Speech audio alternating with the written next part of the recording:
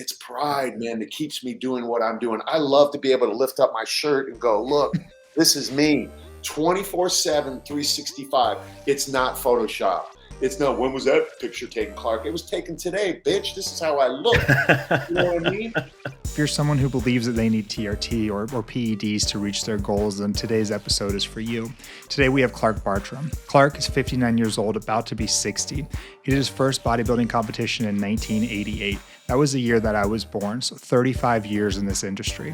Clark has been on magazine covers, he's been on VHS tapes, he's been on TV. Clark has literally done it all. As we'll talk about, I'm pretty sure he was the very first influencer in the fitness industry. Clark has been very open with his past use of steroids and performance-enhancing drugs, and now he lives a life where he's natural and doesn't need those things, and I truly believe him.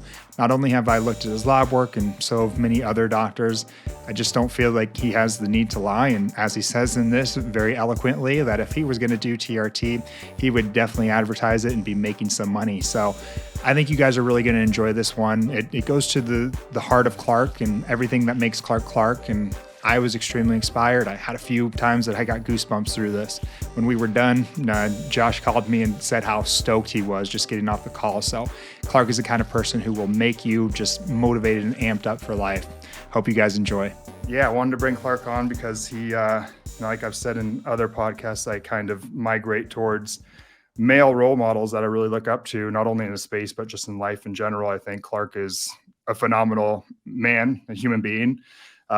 Maybe you give us just for our guests, because we probably have a little bit younger following. And I think that your target demographic is 50 and above. Is that right? Is that who you kind of coach?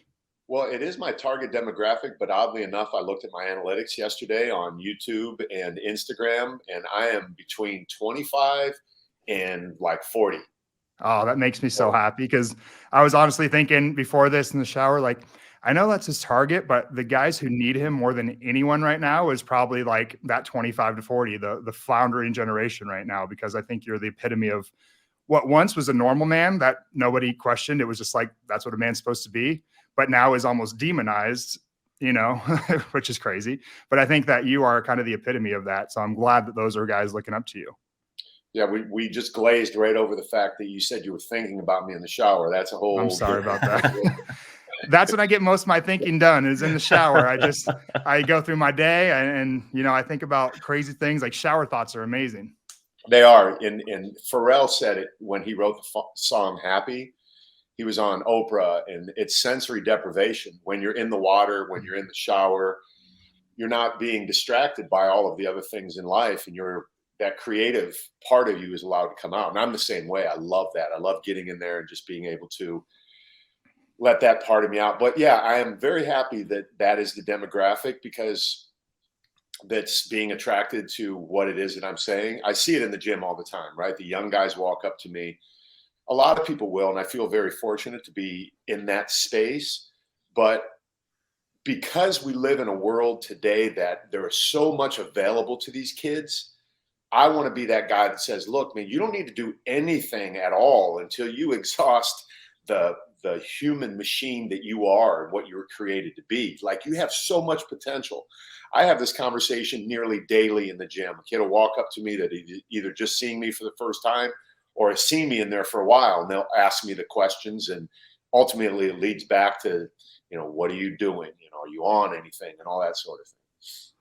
Yeah, that's why I think we wanted to have you on for sure, because Josh and I met. He's a PCC over at Merrick Health, and day after day we saw guys coming in, and Josh and I both are very open about our past in bodybuilding and performance enhancing drugs and using anything under the sun. And now totally different direction in life, and knowing that shit was pretty stupid and really didn't help us with our lives in any way. And so we just see these guys, 22, 23, symptoms are, I'm not motivated, I'm tired, I'm not making gains in the gym, give me TRT. And you've been somebody who's been very vocal about that. And that's something that we're very passionate about, telling guys, like, hold up, like, not until every single box is checked do you even need to consider performance enhancing drugs, maybe even never. And you're the walking kind of, example of that at this point. So we're stoked to have you, man. Yeah, I appreciate being here. So We recording Yeah. now? We're already live. We're doing this thing. We are. Yeah, we've been recording. Sorry. Oh, good. So yeah, maybe you could tell our guests a little bit about you too. Like I said, if they don't know you, you go way back in the fitness industry since long before this TikTok and Instagram stuff. We're talking magazine covers and VHS videos. So maybe you can tell us a bit of your background. It'd be awesome. Yeah, magazine covers were the social media of the time, and just a few of us could get them, right? Because if you had 10 magazines, for example, and you had 10 models out there, we were all fighting for the same ability to be seen. And I love the fact that today there's so much opportunity for kids, but I've been around the industry, like you said, for over 3 decades. I've seen the good, the bad, and the ugly. I have a love-hate relationship for the industry. It's just something that, I mean, I've made my entire living from doing this. Again, my name is Clark Bartram. For those of you who have no clue who I am, I've been on probably 130 magazine covers. I've been on Home Shopping Network, QVC, tons of articles. I've written books. You name it, I've done it in the industry. Had my own supplement line, been a face of many, many companies, and have been very privileged to see this thing from the inside out and have a really good understanding of what this industry is all about. I've seen these people competing and the ugliness that can be at times. So I'm an open book, man. Anything you want to ask me here today, I'm going to be brutally honest about it. If people don't like it, I really don't care. And you've been competitive yourself in bodybuilding too, right? Yeah, I stopped competing in 97. I don't know how many shows, but I started in 1988 competing in bodybuilding. The year I was born. The year you were born? The year I was born, yep. Wow, yeah. So I'm in a gym the year you were born, just walking around minding my own business and in good shape, probably 165, 70 pounds maybe, just naturally. I'd just come out of the Marine Corps, so I was fit. I played rugby in the Marine Corps, very active, grew up playing sports, all that sort of stuff. And I'm in the gym minding my own business, and a buddy of mine comes up to me and says, they call me CB. CB, you should compete. I said, in what? He said, bodybuilding. There's a show coming up. Why don't you get ready for it? I'm like, get ready for it? What do you do? I had no concept. I saw Arnold and all that, but I wasn't a bodybuilder. I didn't go to bodybuilding shows. It wasn't something that was on my radar. It was girls. That was it. I knew if I looked good, I could get girls. And I didn't think that being all big and bulky like that was attractive. So we trained me for a show, and I entered the 1988 Muscle Mania, which was an NPC show at the time. The Muscle Mania, as it exists today, I truly believe that name came from me winning the NPC show in 1988 called the Muscle Mania, which all of my friends made fun of me for. Muscle Mania, what's that? It sounds stupid. But Lou Zwick, the guy who originally promoted Muscle Mania, called me up like he does after somebody wins a show and says, hey, send me all your photos. So I just sent him some photos. Next thing I know, the Muscle Mania, as we know it today, became a thing. And I'm like, what are the chances? Lou Zwick promoted this. I sent him these pictures that said 1988 middleweight and overall champion. I ended up winning the whole thing my first time out. So that was kind of the beginning of my focus. Like, hey, I can do something in this sport, if that's what you want to call it. Right. So did you, at that point, how did guys get paid? It was mainly like magazine shoots, or were there sponsorship deals and things as well? There were no, so I like to say that I kind of invented the getting paid thing, because magazine covers did not pay you. Like, my son's friends and my daughter's friends would come over here and see all the magazine covers in the garage and say, oh, you guys are millionaires. Look, your dad's on all these covers. And my kids were like, I don't think so. You know what I mean? So you would get paid $0 to be on a cover of a magazine. The most I ever got was $500 from Bill Phillips for Muscle Media. He was the most generous. Muscle and Fitness was $300. But I owned a sheepskin store on the seashore, and it was next to a surf shop. So I owned a sheepskin. Say that 3 times. I couldn't say it. Yeah. And there were surfers obviously going in and out of there all the time. And I talked to a surfer one day, and he told me that he makes money if he's, whipping his surfboard up and there's a sticker on it from Billabong or whatever, he would get paid money. And I was like, oh, I wonder if I can get on a magazine cover and show somebody else's brand. So I remember it was a company called Body Alive. They made the tight shorts and all that sort of stuff back then in the 80s. And I was like, okay, I'm going to see if Body Alive will pay me money if I get their brand on the cover of a magazine. So I worked it out to get $1,000. I have it, it's right in my garage, right across. I had it sewn on the waist because it wasn't on there. I had it put on there, and it was actually backwards in the photo. And this was like the very beginning of Photoshop. So they were able to turn it around, I believe. I would have to go look. But anyway, I got $1,000. I'm like, oh, I'm onto something here. I can turn these pictures into money when nobody's getting it. So then I started thinking, wow, there's an opportunity here for me. So that's when the big idea came, where if you're in the magazine, like if you advertise your brand inside of the magazine, a full page in Muscle and Fitness, it might cost you $30,000. So I start thinking, what's the front cover worth? If someone paid for this, it's got to be worth $100 grand. Okay, they're not paying me, but I got a $100,000 advertisement for Clark Bartram on the cover of this magazine. So I started shopping those things around, and then the brand deals came. So I started getting opportunities. I'm like, oh, okay. So that was kind of when the whole fitness modeling thing was born. There were a few of us doing that, like me, Michael Hearn, Frank Seppi, Christian Boving, Sebastian Siegel. We were the 5 guys really fighting for the covers at the time. So that's awesome. The OG influencer. Yeah. The influencer. That's awesome, man. Yeah. And now you've been pretty vocal about your natural status. You and I have done a video that has gone, I say kind of viral over, on your platform, where I went over your lab work. And I'm sure that at the time, at least, that you got those labs done. And I have no reason to believe otherwise, that you're not all the time natural, very, very natural in that lab work. I talked to your coaching students or participants, whatever you would call them, about this. And, we clipped it for Instagram and YouTube and stuff. And so now you're very, very natural. But in the past, you have been open with, there was some usage there, right?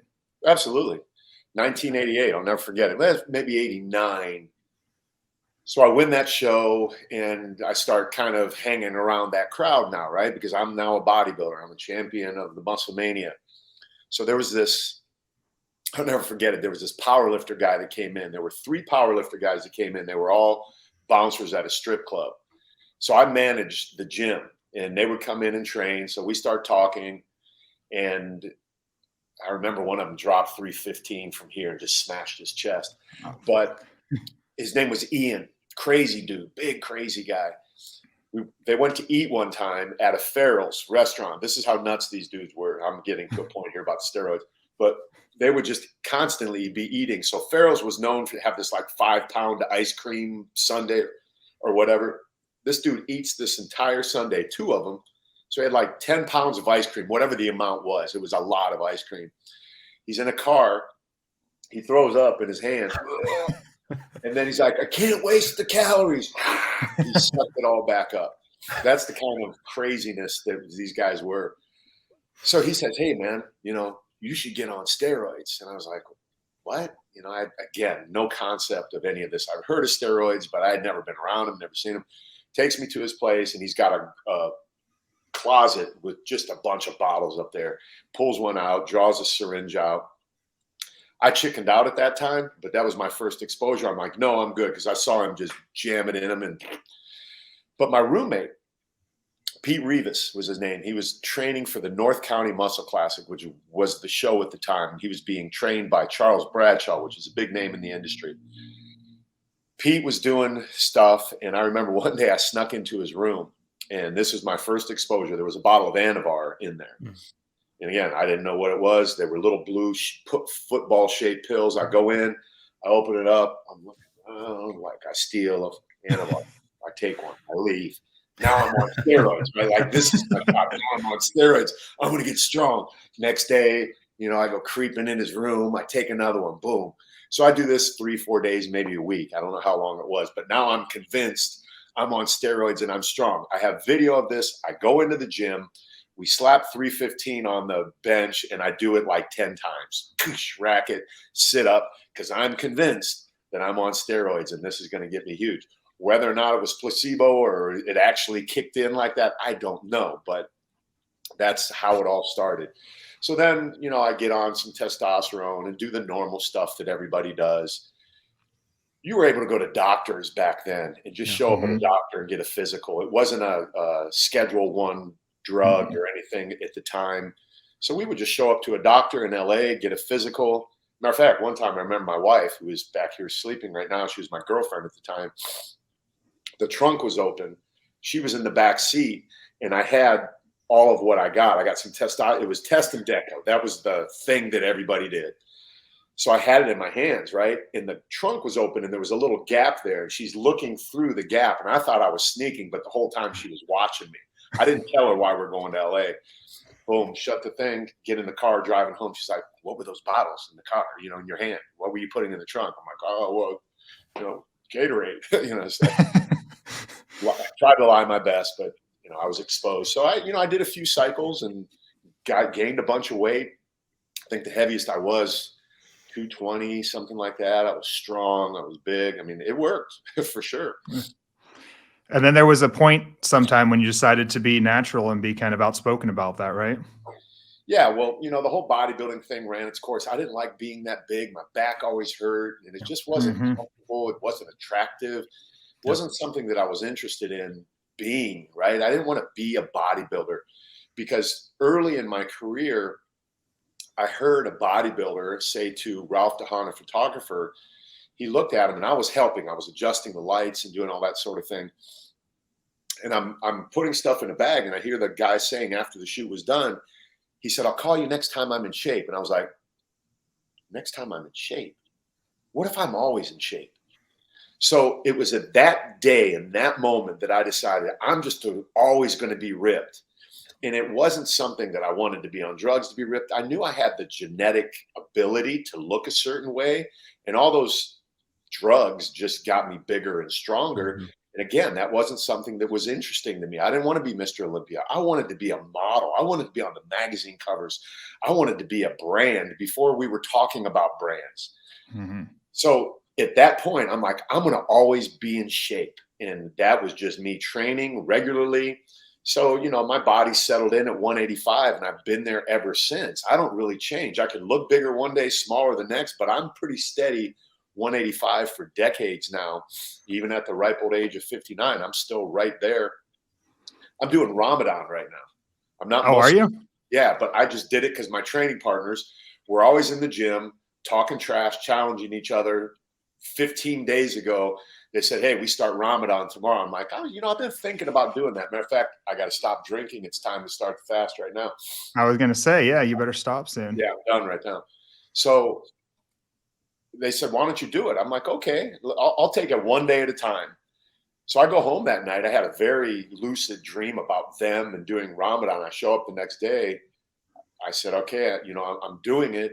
And they said, you're not doing it one day at a time. You're either doing this with us or not. They challenged me again. I'm like, all right, let's go. So my point in bringing that up is, I'm still the same. I'm getting leaner. I feel a difference in my body, but I probably still around 182, 185. I don't lose a bunch of weight. Yeah. Yeah, it's awesome. Actually, and too, for the guests listening, it's 5:18 for you right now, right? In the morning. Yes. Yeah. Yeah. So the three of us, I mean, I woke up at 4:30 today. Josh, how many miles did you run today, Josh? Just 5 this morning. 5 this morning. What time? I was out the door at 5:15. Exactly. And Clark's up at 5 doing a podcast. Like, that's the kind of behavior. It's not drugs. And that's what we're always trying to get through. Like, the drugs don't wake you up at 5 and they don't, you're still going to get hungry during Ramadan. You're still going to get thirsty, whether you're on drugs or not. They really don't do much for you. You talk about like your experience of having a lot you gained from it that day. And that, like you said, was probably placebo. Honestly, I tell my first experience of steroids, which was a cycle of 500 milligrams of testosterone. For the first maybe few weeks, I had that placebo of like, I'm strong as fuck, and I'm lifting heavy. But at the end of my cycle, I looked at my body and was like, what the fuck? I basically looked the same as I did 12 weeks ago. I'm a little bit more bloated. Maybe I put on a little bit more size, but I'm convinced it was more due to the fact that I trained harder and I ate more. But I certainly didn't turn into Arnold Schwarzenegger in that 12 weeks like I hoped that would happen. And then I went down this path of, well, it's because I didn't have enough drugs in. Let me add some more. Well, it's because the quality wasn't good. The pros are getting better quality. So then I would buy more expensive shit. And year after year, the results weren't there because I wasn't doing the amount of work. The time that I made the best gains ever was on the least amount of drugs I've ever been on, almost a TRT base, because I've shut down my natural production. And I just ate really well and I trained really fucking hard. And if I would have just done that from the get-go, I probably would have hit my peak without any drugs. And I think now, Clark, you're kind of like the walking epitome of that. And Josh too. Can't see Josh right now, but the dude is on, his testosterone's like 600 and he's a monster. He looks amazing.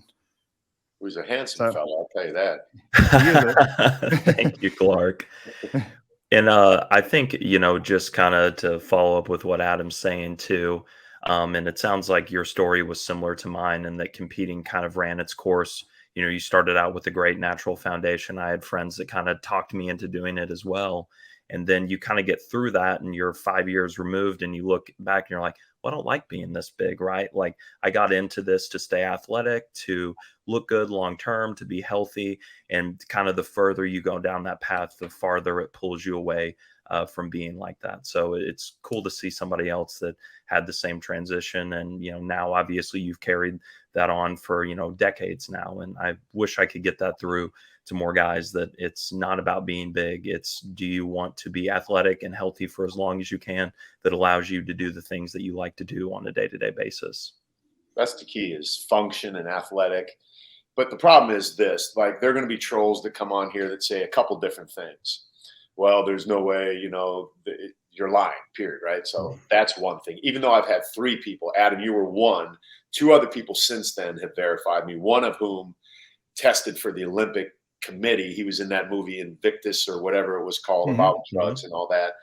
Tested me, did the same thing on my Zoom call, because I'm constantly letting my guys that I coach know, look, I'm a man of integrity. I'm going to tell you, I have nothing to hide from anyone.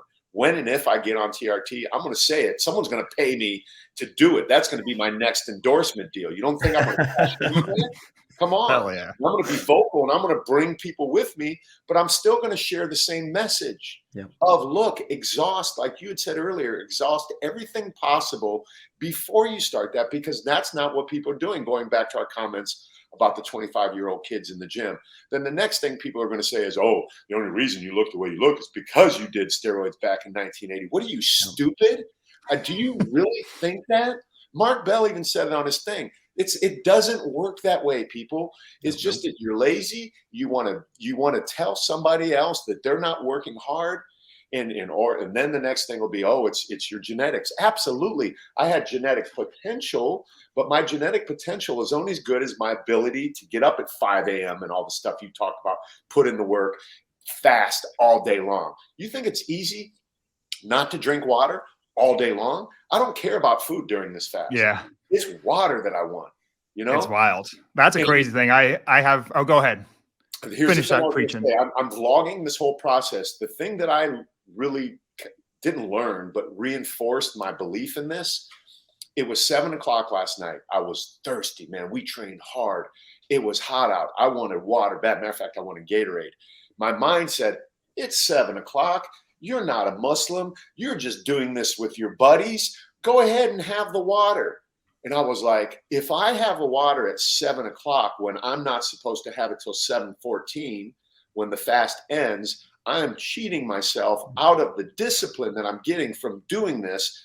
No, fuck that. I'm staying, and I didn't have water until 7:34. My wife was like, why aren't you drinking yet? Aren't you allowed to have water now? I'm like, because I'm not going to be a bitch ass dude and just be sitting there at 7:13 with water in my hand and the bottle open.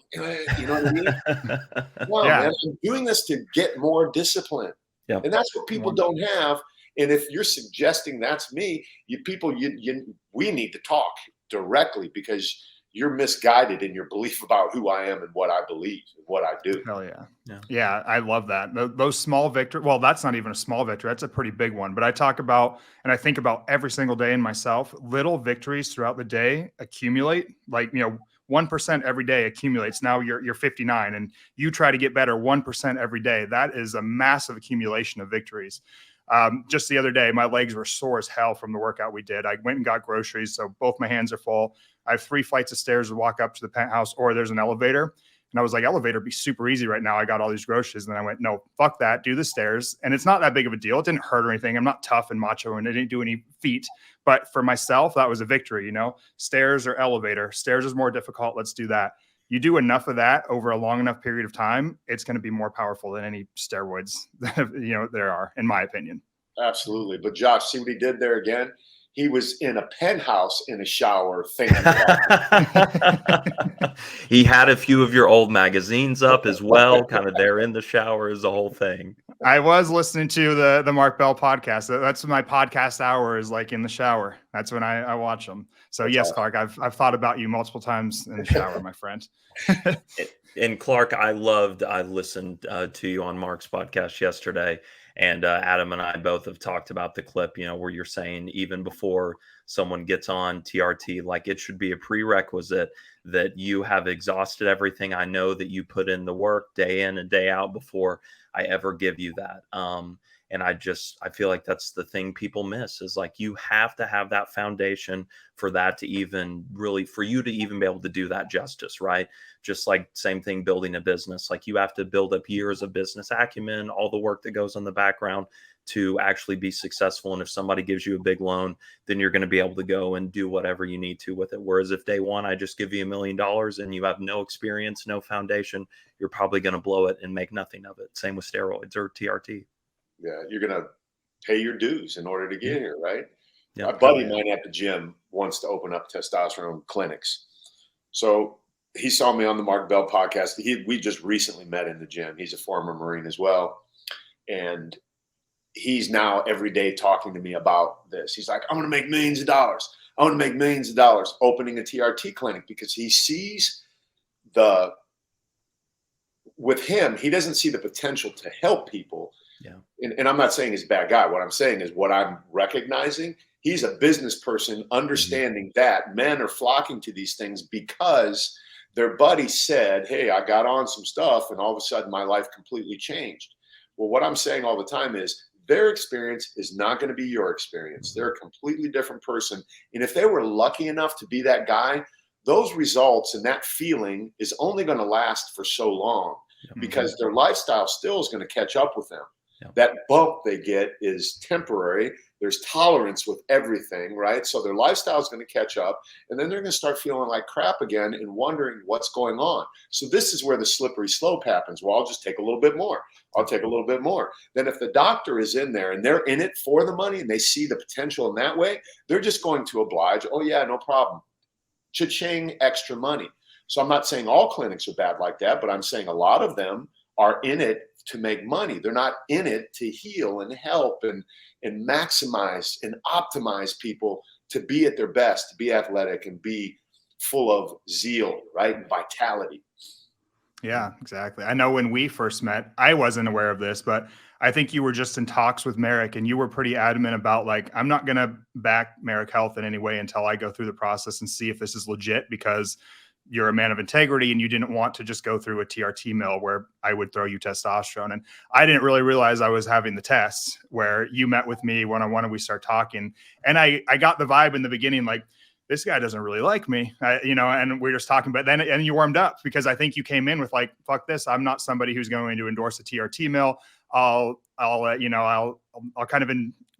do it for a little bit to see what they're all about, test them out. But, so I really got that vibe and by the end, because you and I talked and we aligned on a lot of stuff. And I think you saw that was Merrick's vision was not to just push out drugs to everybody. But so my point there is like, you're definitely a man of integrity. And if you ever do get behind a clinic, I hope that your fans know that it's because you actually believe in them and you have some pretty harsh standards when it comes to the people that you'll back. I do. And I appreciate that you saw that in me. And I'm glad I was a little bit harsh coming in because I'm responsible for men who have paid me money and believed me. They saw me on social media. They waited, they're like, well, I'm going to watch this guy and see if he's really legit. So I wore him out with my consistency. They finally hit a button, made a call, separated from their money, trusted me to take them through a process. So what I like to do is take out all of the guesswork and do the vetting of people and make sure that whoever I put in front of them, they are legitimate people that I believe in, that I know are going to share a message. That way, when I am not talking to them directly. If you're consulting with them after they get their blood work done, I know you're not sitting there doing what you just said you don't, right? You're not just pushing, you're suggesting a vitamin, a mineral, a lifestyle hack, something different. It's like, hold off, let's wait. It's not time for that yet, maybe in the future. But right now, I think, based upon my professional experience and all this stuff in the background and all of the recent study that I've been doing, because here's the thing about being a specific doctor, a podiatrist can learn testosterone, right? By studying, right? What got you all of that stuff on the wall behind you? Studying. So now you're opening books for any nurses out there, or anyone that thinks that Adam's not qualified. It's just a matter of studying the information. It's no differently than anyone else. I'm having someone on my podcast tomorrow who is not a doctor, but he certainly could play one on TV because he studied so much, and the way he speaks about longevity and in the aging process is so beautiful, and it makes so much sense. I trust this guy more than I trust some doctors because they don't look the part, right? I want someone who understands it and looks it and lives it. Well, the thing in medicine is that we learn sick care. We don't learn health care, which I've said before. We learn to help people who are sick and keep them just on the verge of sick enough to where they don't die. But I never went through a class that said like human optimization 101 or healthy patient gets healthier. That's not such a thing. You learn physiology and pathology, and you learn how to get their pathology to a manageable point. You never learn how to make them healthy. If you walk into the office, Clark, my hands are tied. Like, if I have insurance, what am I going to do that insurance is going to approve it? My wife just the other day went into for her annual, and I gave her a list of labs that she should get because, let's check out your hormones. Let's see how everything's doing. She had to fight tooth and nail to get any of these. And now she's probably going to have to pay for them out of cash because insurance is not going to do it. They could care less if a healthy person wants to get healthier or even see where they are. Unless she goes in saying I'm morbidly obese and my foot's falling off because I have a wound. Like, that's when she would get some attention. Other than that, we don't even know what to do. So, doctors, they're not in the space. We don't learn human optimization. People I think you're friends with Jay Campbell, right? Yeah.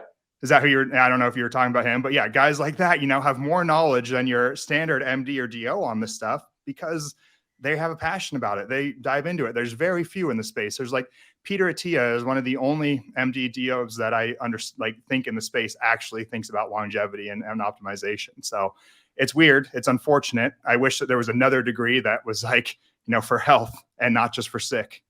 But yeah, to your point, you don't need to have any of that basic medical training because it doesn't really pertain to this. Yeah. And guys like Clark are so valuable, right? Because you're almost doing more than any physician does in a preventative sense by what you're teaching to the guys that follow you through lifestyle intervention, exercise, just healthy habits. I mean, that's going to do more for them in the long term than they're ever going to get going to their general practitioner, which is pretty crazy if you think about it. Yeah, if I could give a plug real quick for Clark's coaching, I honestly wish I could enroll my dad in this. I got invited to Clark's coaching class, and I don't fit. I wouldn't. I'd be too young to join you guys. But I was fired up that whole weekend. I was like, this was so fucking cool to just be around. I think there was 60 plus guys in there on a Saturday early in the morning. Half the guys were, you could see because they're on Zoom, they're either out walking or they're on treadmills. One dude was literally squatting while talking to Clark. And I was just like, this is so cool. Just men together being men. And Clark is there trying to just promote them. And a lot of it wasn't even there was no talk about rep ranges or amount of time to do cardio or meet this amount of calories. It was, he has these pillars, which we can talk about, which I think are cool, but it was just more of the bringing up men and making men be men again, which was really fucking awesome. And I would definitely promote this to any and everybody. And I think you need to open up a new class for the below 40-year-olds too, Clark, and monetize that because, like I said, those are the guys who really need you. Yeah, I've been thinking about that, honestly, and thank you for that endorsement, and I appreciate it. It is truly born out of passion. I believe that I was created to do what I do. God has given me a unique look and ability to communicate and a passion and desire to connect with people. And the differentiator with my program and a lot of programs that are out there is my men, and you saw it firsthand. We love each other. We care about each other. It's truly a community of men who raise the standard up for each other. That's why the principles are so important. It's mindset, meals, movement, community, and integrity. And what I do each day, matter of fact, this morning I woke up to text messages from the guys that are coaching with me specifically, 5 numbers in those 5 principles on a scale of 1 to 10. If they're at a 7 or above, I know they're fine. I don't even mess with them. But if I see 7 or below, like say meals, for example, I'm going to message them back and say, hey, Scott, what's going on with your meal? Why are you at a 7? And then they're going to hit me back. Well, I went to a graduation last night or whatever. And I'm like, bullshit. That doesn't matter. There's always going to be a graduation. So I give them a pep talk. I get them back on track. And they're like, I know, I'm sorry, I messed up. I just got weak. That's where the integrity piece comes in, the honesty about it. It wasn't the fact that you're at a graduation. It was the fact that you wanted the damn pizza that you ate. And that's okay. As long as you're honest with me and yourself about it, then we can easily get you back on track. But if you start justifying, like eating at 7 instead of 7:14, that's where the issues come. Matter of fact, I had to check some guys last night because I have multiple coaches that work alongside of me. And one of the threads I was looking at, these guys are reporting their numbers, and the guy's saying 11 and 10, 10, 10, 10, 10. I jumped on there in a video in Walmart as I was shopping for my Gatorade that I wanted to drink so bad last night. I said, listen, guys, you're never a 10. I appreciate the enthusiasm, the excitement, and all of that. And you're certainly never an 11. If I see a fucking 11 in here again, we're out. Let's get this back into the integrity of what these numbers are about. This is not about pretending like we're all awesome. I get where you're coming from, but my job is to keep this shit in check. So all of them instantly, yes, you're right. Thank you, coach. This and that and the other thing. And I feel like an asshole sometimes doing that, but it's my job, right? Because I understand human behavior and how we can get. And then that stuff is just not, it looks positive, but it's not positive at all. It doesn't work for the long haul. Absolutely. Right. And pretty incredible that you're that hands-on too, Clark. I mean, just as far as fitness coaching goes nowadays, that's pretty few and far between as far as like the online platform is. I'm sure you believe in that wholeheartedly, but do you feel that that's like a must for anybody as far as coaching goes, being kind of the head person and really hands-on with your clients? You have to be. Otherwise, again, you're not honoring what that man signed up for. Mm-hmm. Now, they have an option to coach with me one-on-one, which is very expensive and rightfully so, because I know what I'm worth. Plus, I want to bring coaches in. So it's my price is the price angle, but I bring them in.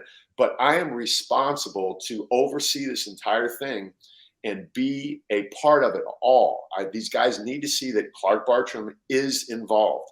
So I have a policy that if you message me, if you're one of my guys and you message me, you get a response within 3 seconds. 3 seconds. My phone is all, I swear to God, man, my guys are blown away. They're like, dude, how do you do it? It's not hard. You pick up your phone and you go, hey, listen, yeah, man, that's great. Good job on going out to eat last night and having salmon and some green vegetables. I'm so proud of you. Bleep, done. That goes so far. And I love the fact, Josh, that you recognize that and acknowledge it, because I was saying this yesterday. I went from Walmart to Costco and continued this conversation because I actually called the coach who's in charge of that group and said, listen, this is what I did. He's like, I know, I already saw it. But I said, I forgot the point I was going to make. But anyway, it's just, I said I would put our group up against any group on the internet. There's nothing out here like this. Nobody is doing it the way we're doing it. No one. Because I know what the space looks like. I do my homework. I see it. There's one other guy that I would say is doing it like I'm doing it, and that's Funk Roberts up in Canada. The black Clark Bartram, and I'm the white Funk Roberts. Nice. Well, that's awesome. I love your. I'm sorry, Adam. I just to finish on that point. I was telling Adam before we even hopped on with you. I think that's what's so powerful about your coaching and messages. I would just say it's very wholesome and very simple in the sense that we're not going to get too scientific about the coaching programs I give you, anything like that, because I think all three of us know for the average person, that's pretty overwhelming. And most of the time, that's just a marketing gimmick that I'm going to give you some new fun tool. In reality, what you're doing is building basic habits. If you want to get a little more extreme, we can certainly go down that path, but we need to just get you on something consistent, build small wins and confidence back in yourself that you're even going to be able to make it down this road. That's all it is, man. It's so simple. And the old saying is they don't care how much you know till they know how much you care. And the guys that come to me in my program know how much I care. And that's the bottom line. It sounds corny, and I'll be corny till the cows come home. And this is another reason why the integrity piece is so important. If people see me right now and listen to me and they think I have this much passion and I want to help my guys this much, but at the end I'm lying to them about being on drugs, even a TRT dose or whatever. I heard a guy the other day, I was up at Gold's training with Michael Hearn. Ooh, I just opened up Pandora's box right there. Your friends with Michael, I guarantee you're on. But anyway, I'm sitting back just observing this conversation. And the guy goes, yeah, I'm not on anything. I'm just on test and something else. I'm like, wait a minute. How did that? I said, did anyone else? I said this. I said, did anyone else hear what I just heard? This guy just clearly said, and I was busting his balls, and he kind of like knew that it was a stupid statement. But I think that's the mentality of people today of, yeah, I'm not on anything. I'm just on a TRT dose. What does that mean? I mean, it's dumb. So it's so dumb. It is so it's like, it drives me nuts too, because the clinics who have these influencers and advertisers, they've got these massive dudes who are jacked out of their minds on a ton of shit, and they say, I'm on TRT. I'm like, bullshit, you're not on TRT. TRT is not 300 milligrams of testosterone and nandrolone and anavar and peptides and all that. That's not TRT. We are way outside of TRT. Now, TRT is taking a hypogonadal male who cannot produce the normal physiologic levels of testosterone and bringing him back into normal physiologic levels. So if you stick to the actual terms of TRT, a man on actual TRT should have no more ability than somebody who's has normal physiologic levels.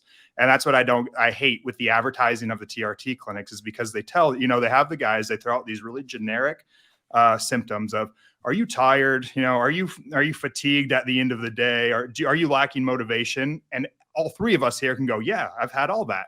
I've experienced that every single day. But those who don't know, they go, oh, that's my fix. Let me get on TRT, because that's why that influencer looks like that, is because he's on TRT. So it's a lie all around. First, he's not on TRT. He's on way more. And second, testosterone is not the fix to any of those things. The willpower and the heart and the grit and the tenacity is the fix to that stuff. It's just my rant. I do it every day, but I see this shit every day. And that's why I cling to guys like you, Clark, who, fight back against it, which is awesome. See, that's the advantage that we have over, a regular person out there, is we have the privilege of every single day of our lives waking up to emails and text threads and WhatsApp threads that are proof that it's possible to make a change through lifestyle modification. I witness it every single day. 100 pounds, 50 pounds, muscle put on. The first guy that texted me this morning was the opposite, right? He was the hard gainer. He's trying to put on muscle. His comment was, Clark, I need a new program. He's the one guy, the exception to the rule, Josh, where he wants more of that detail. He wants more of, because he's a chemist. He's a chemistry professor. So he's that guy, right? That likes the details. I said, I'm not the detail guy. You figure out your program, how you want to do it. I'll look at it. I'll tell you whether or not that's good. Your thing. So yeah, I love what we're talking about here, man. This is such a great topic and such a needed topic in this world. But the problem, again, is I'm just going to remind myself that there are going to be trolls that pop up that say stupid stuff. Yeah, there always is. And thank you. Push the algorithm, argue down here below, call me a fake natty and all of that sort of stuff. But come put your money where your mouth is. Take me to any clinic, anywhere, anytime. Let's go live while we're doing it, and we'll take a blood person of your choice. And when I prove you wrong, all I'm going to ask you to do is get on the internet live and say, you know what? I was wrong about this guy. I'm not going to ask you to get on your knees and beg for forgiveness. I'm not going to tell you that you need to owe me money. You have the burden of proof. So shut your mouth until you can do that, right? Like I've been living this longer than most of these people have been alive. So Yeah. Well, the funny thing is you could take a lot of us who I've been very vocal about being on things in the past, and now I'm literally just on TRT, and I'm very open about I've taken every and anything under the sun at high doses. And I'll tell you, like honestly, even at the peak of those doses, I probably couldn't have kept up with Clark on a lot of what he certainly not on his crazy ass trick shots and stuff. And then when it comes to like TRT doesn't help those hand-eye coordination. Exactly. And people or say just I like edited them.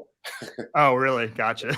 Or the what is it? The Bullfrog or just Frog? What's the Mike O'Hearn machine you do all the time? The Frog. It's the Bullfrog. The Frog, just Frog. Upgraded. Yeah, it's the. Yeah, I certainly couldn't do that across the goddamn football field and back, for 100 yards. That actually, to be honest, to any amount of drugs I was doing would have hindered my performance when it came to that, because I would have gotten insane back pumps. My calves would have been pumped. My delts would have fired up. My traps would have been cramping. And so I would have been screwed trying to do something like that. So if you're looking for like a Clark physique, you could certainly be natural, and you would have the, I think you'd have the upper hand if you were natural, to be honest. Having a body, like you talked about, having a bodybuilding physique is actually pretty hindering. I did a lot of drugs while trying to do CrossFit because I was listening to all the stupid ass trolls. These guys are all doing drugs, and it fucked me up every time. I'd be in the middle of a competition. My back would be locking up because I was taking some oral or something, and I'm trying to do 30 deadlifts. And I'm like, okay, that's when I'm like, these guys must not be doing shit, because I don't know how they would make it through these events with all of that drug. Maybe they're using some growth hormone or something for recovery, maybe, but I don't think it's, the more I learn, the more I meet guys like you and actually look at your lab work, I'm like, yeah, a lot of these guys probably are just genetically gifted, one, and number two, they work way fucking harder than you. And I'll just put it out there, it's way harder 24/7. It's never off, like we talked about. You're up at, what time do you wake up every morning, Clark? Like 4:30? Between 4 and 4:30. So since I've been on doing Ramadan, I'm up early to make sure I get my protein in the morning and my water in the morning. So I'm not sleeping past 5:10 to miss that, right? It becomes valuable. And that's another thing I'm learning doing this, right? Is you can discipline yourself to do anything. I'm normally a guy that rises anyway, but for anyone like who's really serious out there that's looking at this and it's like, hey, I'm not a troll, I do want this. What we're saying here is really comes down to discipline, and people don't like this mindset idea. It's not a marketable concept, but Josh had alluded to that just a few minutes ago. It is truly the mindset that gets you on the track to becoming a healthier version. So we're not playing reactive medicine like Adam had mentioned earlier, in the fact that this is about us being healthier and more athletic and more functioning as we age. Because getting older is super cool, especially if you're fit, especially if you're active, especially if you can go off and play and do these things that you once did when you were a college athlete or a high school wrestler, whatever it was that you did, that you're still living in your brain. Because my brain still thinks I'm 25. When I say I'm going to be 60 here real soon, that blows me away. Like when you get to this point, you're going to understand. You cannot even wrap your brain around this. So with me, it's pride. It's pride, man, that keeps me doing what I'm doing. I love to be able to lift up my shirt and go, look, this is me 24/7, 365. It's not Photoshop. It's not, when was that picture taken, Clark? It was taken today, bitch. This is how I look. You know what I mean? So there's that pride of ownership, man. And God, I just love this. I'm so grateful, guys. Thanks for bringing me on here, man. I could talk all day. I'm clipping that one for a reel for sure. I need to get those abs. That's what's gonna make us go viral right there. That was it. But no, that's fucking awesome, man. I love it. And I feel like, yeah, I mean, I keep coming back to this because I've been thinking about it a lot lately, that I feel like men are lost at this point in time, like big. And I know everybody is, but we're men. And so that's who I resonate with. And that's who I deal with on a day-to-day basis. And I feel like I can, help. And I don't know why. Like, what are your thoughts on that? Like, why do you think people are so lost these days? Here's the deal with men, and I want to acknowledge how much of badass men are, because a lot of men are getting beat up today. The reason men feel lost is because they prioritized everything but themselves. They raised families. They were good husbands, whether they're divorced now or not. They did their best to be in a marriage. They were working at a job. Like when I see today's trash day, My trash man is going to pull up here any minute at 5 a.m. and pick up my trash. I'm like, that dude is a badass. But he's up at first thing in the morning. He works hard all day. He's tired when he's done. I can understand how he doesn't want to go to the gym. So people beating men up right now is not what we need to do. We need to give men permission to put themselves first. Like every man, it's okay, brother, to take time off from being everywhere for everybody except for yourself, and get back in shape. And when you get back in shape, that doesn't mean having abs. It means not going to the doctor and getting a result that's like, hey, your high blood pressure, you got this, pre-diabetic. We don't want to get those reports. We want you to be someone who has the energy and the vitality to go off and play with your son and your daughter, whoever it is, man. So put yourself first, get the results. Now you're going to be able to give back to all of those people. You're going to be a better employee, a better employer, a better husband. You know, one of the things that I want to get out of me doing Ramadan right now is to be a better husband, is to be an example to my son who sees me when he's down there eating 4 egg burritos and I'm not eating anything. When we go to his birthday dinner and I can't eat until a certain time because I'm disciplining myself to do certain things, right? I want men to understand how powerful that is and that it's okay to put yourself out there in the front, man. And it's worth every bit of effort that you put into it. Gave me chills, man, for real. Absolutely. No, and that's so awesome because I totally agree with you, Clark, that I think a lot of times, men are told that it's almost selfish to pursue things like that. As you said, they're needing to put first their family, their career. And obviously, we all know that's very important. Obviously, you've been married for many years, raised children, like that is definitely a part of it.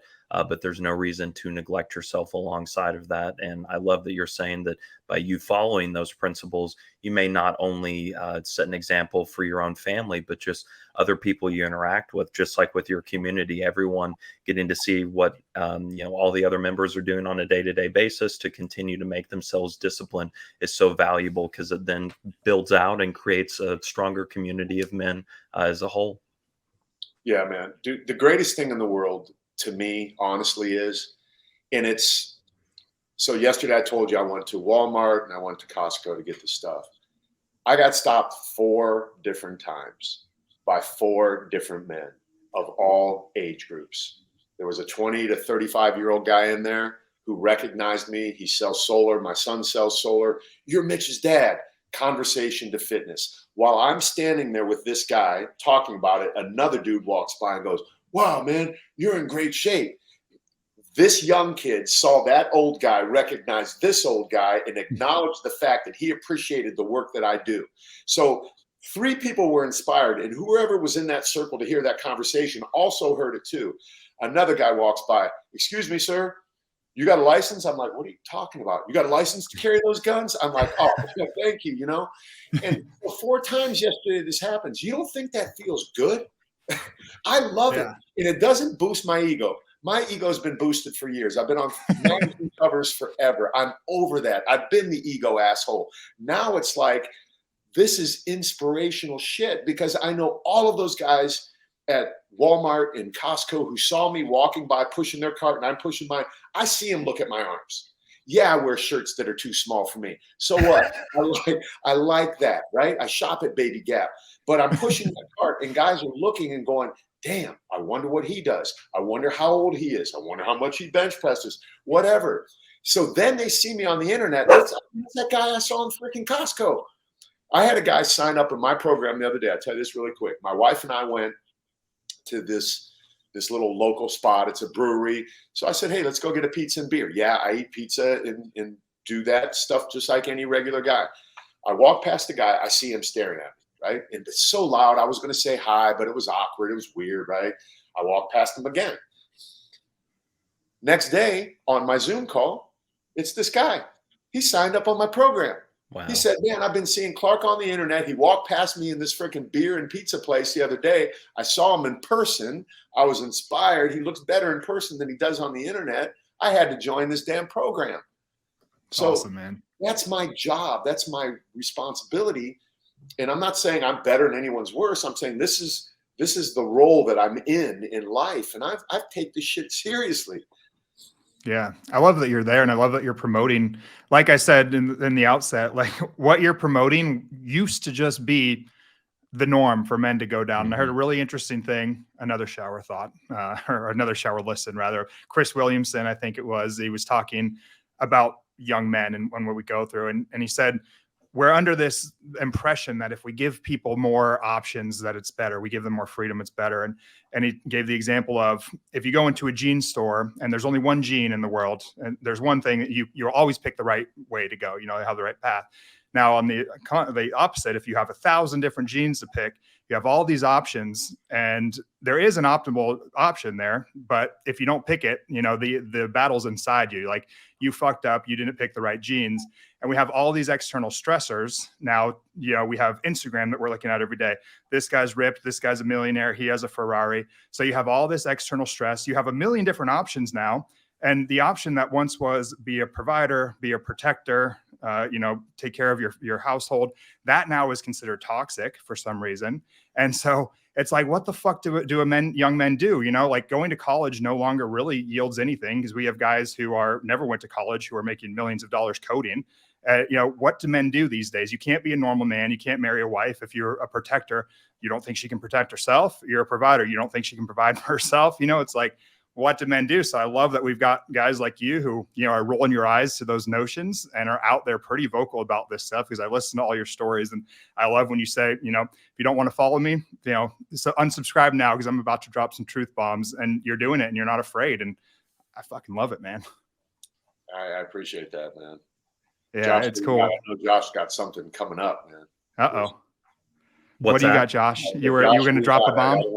Oh, no, I was just, so I'm 27, Clark, and, I know we're obviously your demographic, the coach is older than me, but thinking about kind of moving towards that younger demographic, I guess what would really be your message beyond just fitness and obviously keeping yourself healthy in your latter 20s, early 30s? Like, what is your just message to guys at that age of like, what even is the path that you start down? What are the things that are important to focus on? What responsibilities do you lean into? Things of that nature. Well, I just go back to the conversation I had yesterday with the young man who recognized me from my son's solar business. He started saying, man, Clark, I'm 38 and I'm starting to feel the effects, and I don't want to go and get on TRT. I said, listen, brother, I talk to men every single day who got behind the curve. They allowed life to get them to the point where by the time they reach my age, which is going to come faster than you can recognize, the minute you start having kids and the minute you start having all of these responsibilities that pile up, that's when time starts slipping away, because you're distracted so much. Going back to this whole sensory deprivation comment that we had at the beginning, you're distracted so much by life, it goes by so quickly. Now you're going to suddenly find yourself as a 50-plus-year-old man who is not in shape, who let time go by. So take advantage of the opportunity that you have right now while you're in shape. Stay ahead of it. Be aware of it. Understand that even athletes get out of shape. Even people who were once in great shape can let themselves go. So we have a responsibility to this body that we were blessed with. Like Easter's coming up, right? And people during Passover give up things for Lent. They sacrifice something, no differently than what I'm doing with Ramadan. It's a purposeful understanding that we can let go of certain things in order to create more discipline and more spiritual connection, if that's what people are looking for during that time. So I was thinking yesterday, I'm going to do a video that says, why don't you let go of the extra 20 pounds of fat instead of the alcohol or, whatever. I mean, you can let go of that too. But the point I'm trying to make is there's some shit on your body that you should give up for Lent. Like, give up the laziness for Lent. Give up the stuff that is not serving you to be the best version of yourself possible. And man, there's the pride of ownership and being a steward of the one most precious gift on planet Earth. It's our human body. We abuse the shit out of it, and it still comes back strong. It's amazing to me, man. And as a doctor and someone who understands, even at a young age, how freaking resilient our human body is. We beat it up for decades, snort poison and do all kind of crazy shit, but it still works. We don't think about none of this, and we take it for granted. Like prioritize it and watch what happens to it. I challenge everyone, man, to be an experiment. Like be an experiment with yourself. Find out what applying mindset and meals and movement and community and having integrity about it does. See what you can do. Don't look at it like a diet. Look at it as like, what can I do with my body? How much can I change? Can I get back to how I felt back then? You know, and the answer is yes. Yes. Absolutely. That's and I know awesome. you, oh, Go ahead, Josh. Adam. I'm sorry. Oh, I was going to say, I know you prioritize fitness, and I love that too, because I think that, and Josh and I have had this conversation many times, what you gain from fitness, like you said, it really doesn't have much to do with the physique that you walk around. I know you like to look good, and that's an awesome byproduct, but the things that you gain from saying no to the cake when it comes around, to pushing through when the reps are burning super bad and you want to give up, that all translates, like I said, those many victories, you're having them every single day through your fitness, they all translate to life. You know, it makes you a better husband, it makes you a better employee or a better entrepreneur, or all of that. You know, you develop all of these habits and this discipline and mental resilience through fitness. So the body's a cool part. Like I said, it's a byproduct, but I think it's the least of what you gain when you prioritize physical fitness. Yeah, when you become an example, one of the greatest things that I love is when I go out to dinner with a group of people and nobody will order until they know what I'm going to order. They're like, I'm not going to order shit until Clark. I want to know what he's doing. They all start to feel guilty. They understand that what they're doing is not serving them well. So now all of a sudden an example shows up. And again, I'm not saying I'm better and anyone's any worse. What I want people to understand is like, I love being that guy that put pressure on myself first. Like I had to put the pressure on myself first in order to put pressure on somebody else. And I'm not doing it intentionally. I'm doing it by energetically. I'm doing it by example. I'm doing it by just showing up. So all these people are like, I'm having, whatever Clark's going to order, that's what I'm going to have. I'm like, that's great. If you can continue to do that consistently, you're going to get the results. And that's the sort of energy I transfer to my coaching guys. And I sit back and I watch them do this without me being involved because they're already infected, right? They're already affected there goes my garbage man right there. Go, guy, go. I love that freaking guy. Oh yeah, American I all my guys up, man. My UPS guy, anytime I get a box, he walks up, I bust it open. I'm like, hey, somebody sent me this. Want to try it? That's awesome. Yeah. That's awesome, man. I'm gonna piggyback off what you said and divert a little bit just to make another poke at the woke ass community, because this is something I've thought about for the past, decade while I've been in it. You go to dinner and people want to see what you ordered. And, I've been at workplaces where donuts come around or something. And I say, no, I don't want it. Everybody in the office will start talking shit. Oh, you don't want donuts? You're healthy. Imagine if I flipped that and was like, hey, fat ass, look at you having a donut. Like, why is that not okay? It's so crazy that we make fun of and we always are talking shit about the healthy individuals. But if you so much as even say now that being fat is unhealthy, that's the worst possible thing. And now you're a bigot and what have you. It's just great. I just wanted to make another poke at the crazy rationale that we live in today. Misery loves company. That's a true statement, right? But here's what I tell my guys all the time. Your circle wants to pull you back into the ugliness that they're living in relating to their body, right? Mm-hmm. But at the same time, they want someone to be the shining star, the North Star, to prove that it's possible to get out. So the easiest thing to do is like, come on, bro, just have a donut. Oh, you're on another diet. Oh, you're following that Clark guy. Oh, you're on steroids too. I know the conversation, right? But at the same time, all of those guys are thinking, God, I hope he does it this time because I feel like shit. It's the ego, it's the pride in a bad way that gets in front of them. They let this bullshit conversation come out when they know deep inside that they don't feel good, they don't look good. I mean, if a guy can't take his shirt off while he's having sex with his wife, or he can't turn the light on, or he won't take it off at his daughter's birthday party because the neighbors around is going to see he's a fat ass and he's out of shape and he doesn't feel good. Yeah, I said it. You know what I mean? It's just true. Look, I said this a while ago, and that blew up on the internet. I said, if I can't describe a person by their ethnicity, like if I can't say, I ran into this black man at Costco the other day. He was an older guy. He was a Marine. If I can't describe somebody like that, I don't want to live in this world anymore. If I can't say fat anymore, I'm fucking done. You know what I mean? Because it's not shaming. Like, this is muscle, right? And this is fat. They're real things. They're real things. It's an objective description. Yes. So now if we take that out of our vocabulary because people don't want to hear the truth, then, you know, I'm going to be an expat and just freaking go and pack my shit up and go 100%. follow Jake Campbell down to Mexico and hang out. Hell yeah. And I also want to touch on the fact that, like you said, you still have pizza and beer. And this is one thing that I think my wife would be really mad at me if I didn't bring up, because she's a dietitian and coaches with all of her people. Like, she's one of those like anti-diet dietitians to where, like, okay, you don't need to be as extreme as like carnivore. You don't need to be counting every single little thing. But my day-to-day life, man, I maintain a 6-pack year round too. So does Josh. Clark does now at almost fucking 60 years old. And honestly, if I'm being 100% honest, it takes very minimal effort. You know, I stick to pretty basic things. Like, Josh and I went out to breakfast the other day when we met up, and both of us, he ordered a few extra eggs and I ordered a side of chicken breasts. That's how our breakfast differs. We didn't get the loaded French toast and syrup and everything all over. We got some eggs and some toast and hold the butter, a small thing, like no butter on the toast, as a side of chicken breasts. I still got to go out and have breakfast, and I got a latte, and it was very normal. I did not feel like I was restricting anything. You know what I mean? And 90% of my meals are very good. Like, you know, I'll have rice and a lean meat and no real sauces or butters or anything. And then we go get pizza and beer sometimes, like, you know, you did.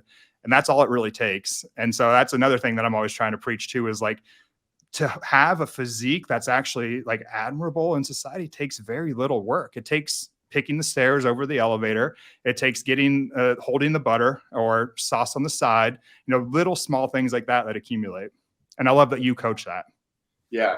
One thing that's important right now, we can settle the age-old question. You ordered the chicken. Josh ordered the eggs. Which came first? Yeah, which did it? I think it might have been the same time, so the debate might still go on forever. Yeah. That's funny. And to that point too, I'll divert again. I'm just going all over, but earlier you had talked about like the testosterone and the guy who, you know, feels like crap. My question is always, is it the chicken or the egg when it comes to why is your testosterone low? And what I wish that more people would think about is, you know, when guys come in with low testosterone, now we're really big on talking about all these things like, oh, it's touching receipts. What the fuck? Like, receipts? I don't know if you guys have heard that, but people are saying it's because it rubs off and lower. Like, I'm sure Clark touches some receipts here and now, you know, and oh, it's the estrogens in the plastic or something. I'm sure Clark drinks plastic all the time. You know, he got Gatorade. He just admitted to it. So is it that, or is it the fact that these guys with low testosterone almost always have high fasting insulin? They almost always have skewed lipids. Like, when somebody tells me my diet's dialed in, I always want to do that like Jerry Springer, like, well, the results are in, you know, and you lied, basically. Like, your diet, I can see what your diet is, because your HDL is crushed, your LDL cholesterol is out the roof, you have pre-diabetes. Like, I literally, this is not a joke. One time I was doing a consult with a kid. He tells me his diet's good as he's literally reaching out and pulling in McDonald's or Burger King. And I was just like, this is what people do. And yeah, his testosterone's low. I don't think it was that Burger King receipts. I think it was the Burger King Whopper, personally.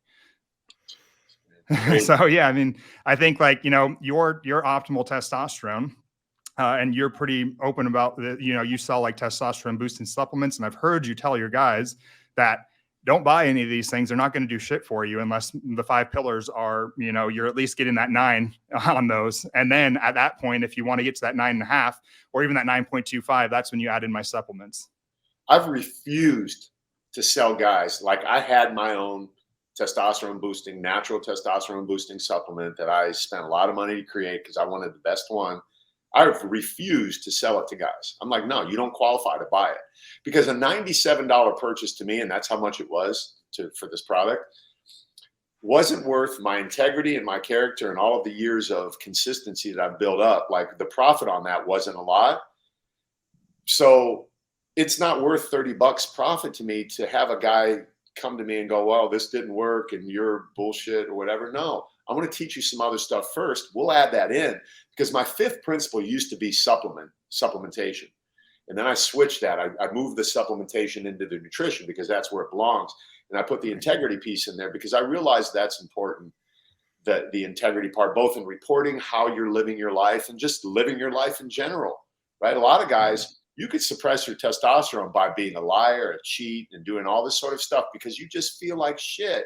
You know you're not being a person of integrity. So that negative energy could push all of that stuff down. What is it? It's stress.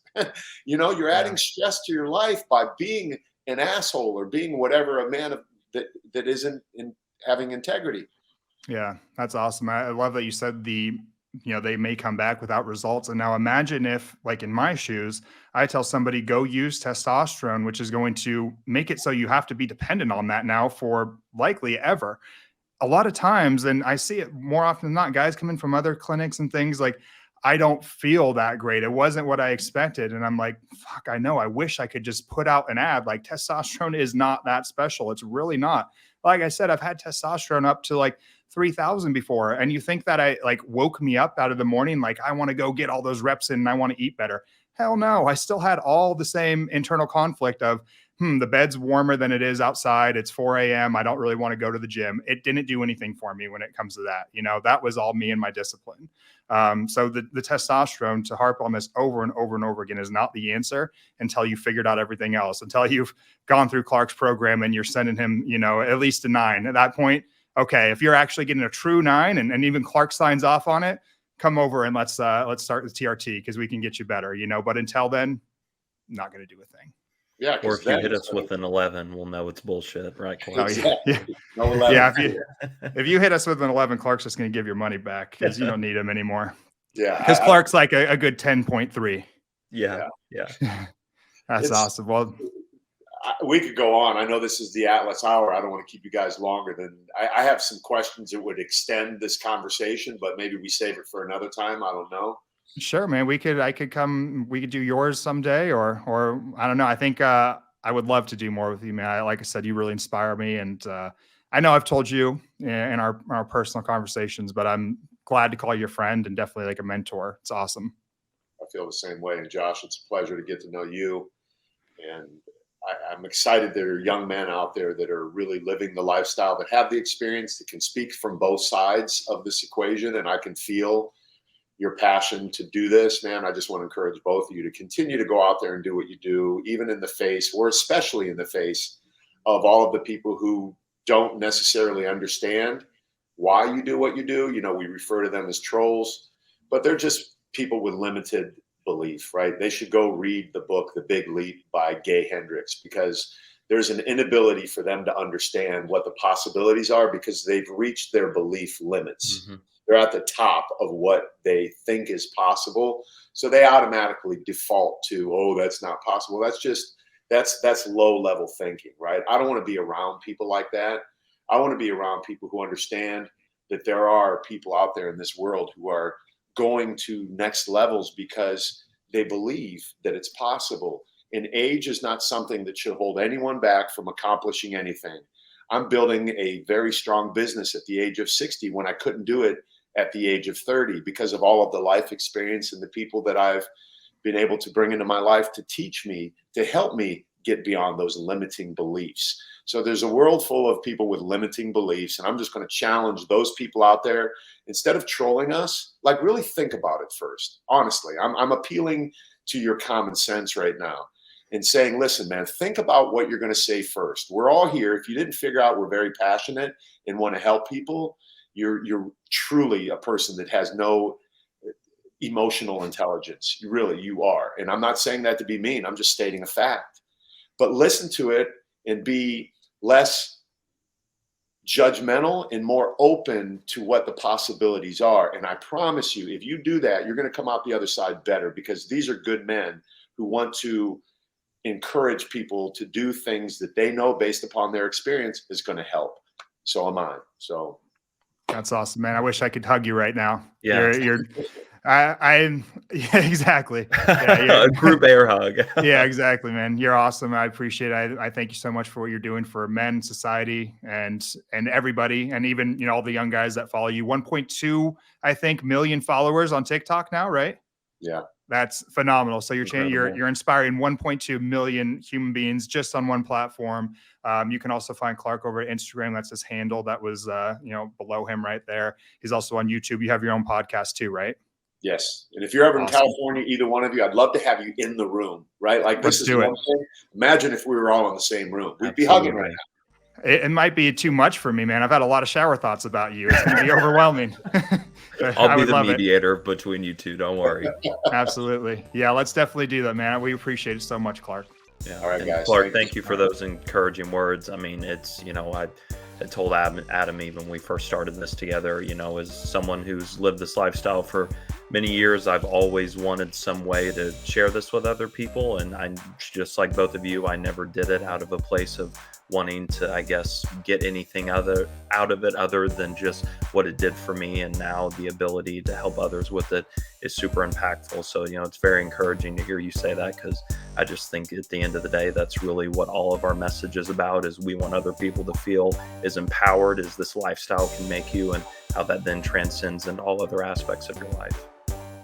Amen to that. Yeah. And out.